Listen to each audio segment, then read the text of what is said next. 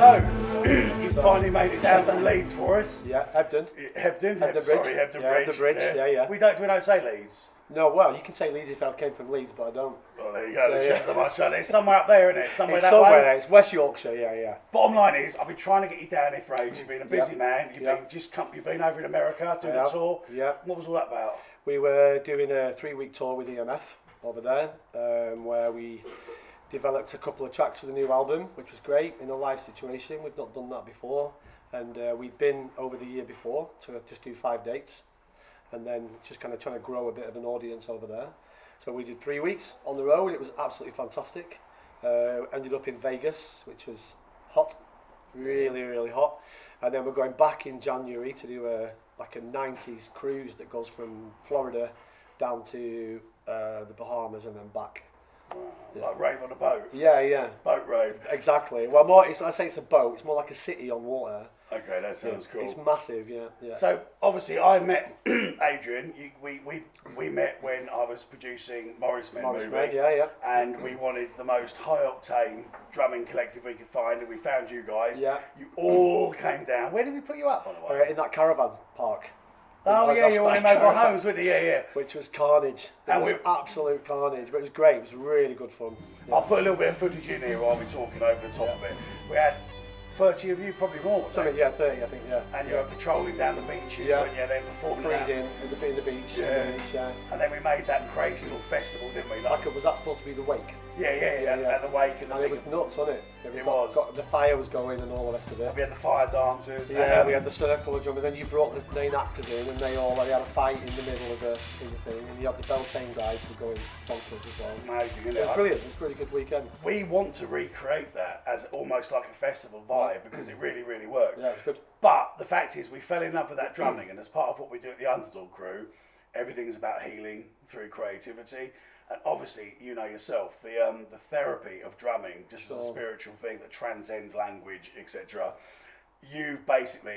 I asked you a question, and you basically said, yes, we will support you. Sure. And you've come all the way down here to support us today, and to kind of help shape this talentless bunch of neurodiverse people into something that might resemble the drum machine.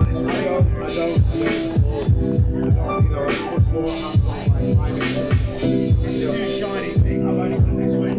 Yeah.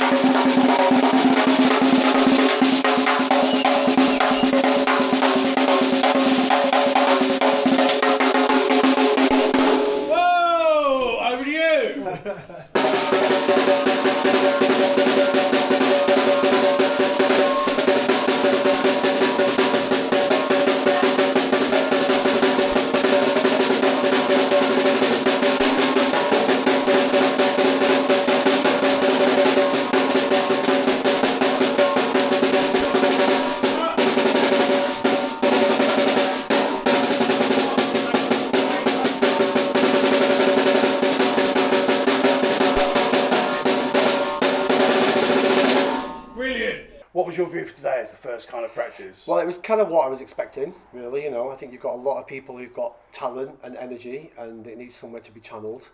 And you've got a few people that are able to potentially lead the project and get it under control. And I think as a first step, what we got out of, certainly your main guy, Ryan, Mr. Foxy, who's obviously, his mum was telling me he's only been playing he's only picked sticks up about 2 years ago or something. Yeah, less. I mean, that's insane that you can do all that. And, by the end of the session, we actually had him, taking instruction and leading a little bit as well.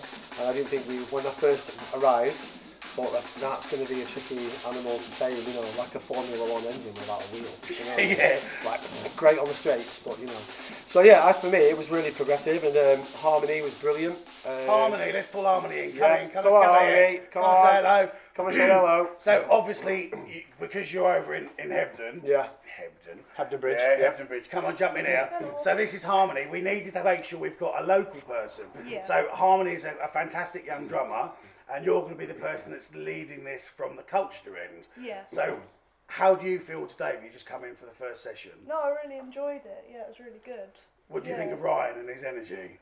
He's having fun, isn't he? There you go. Have you met Ryan before? No. All right. Was this your first time here then?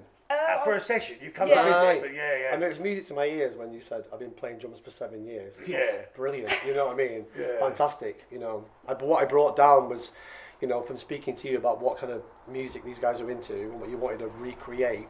I brought down something that I thought, you know, a kit player would be able to use the hi-hat and the snare drum, and I think when we finally like get the list to purchase together, I think there'll be like a rig with a snare drum on it and a hi-hat on a frame like your 3 drums are, cowbells, maybe a cymbal or something, you know, so you can do all the top part without the feet, and then the bottom end gets taken up by the bass.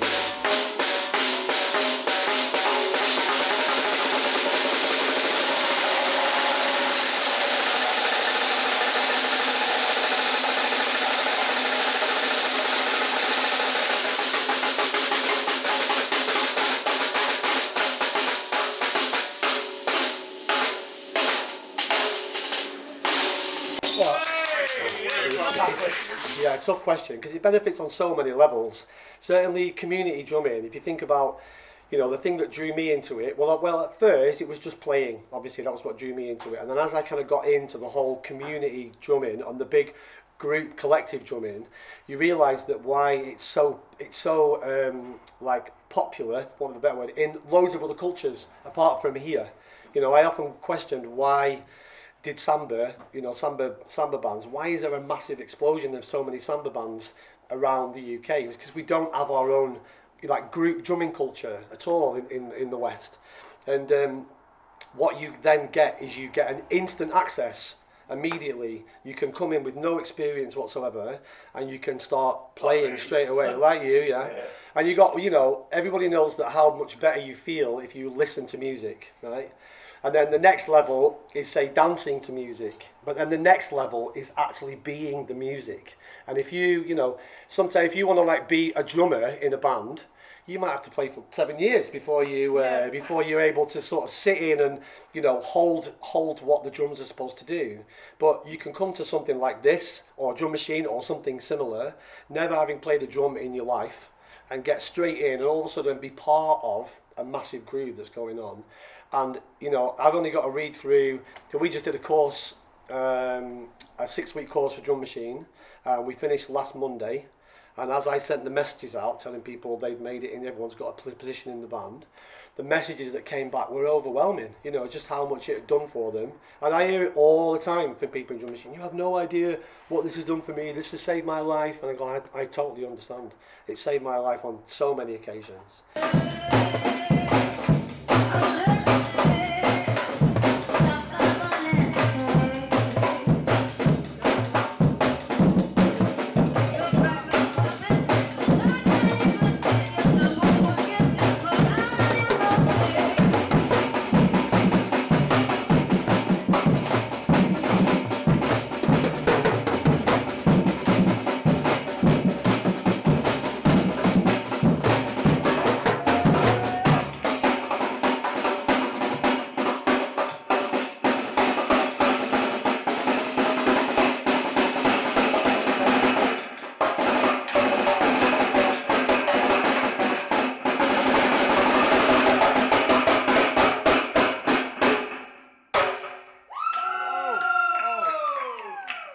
Being part of something, isn't it? Part of a group and something. Yeah. It's being part of something that has got is a universal language. You know, everybody communicates through rhythm. You know, and when you're playing a drum, you're talking. You know, you're communicating. That's what you're doing.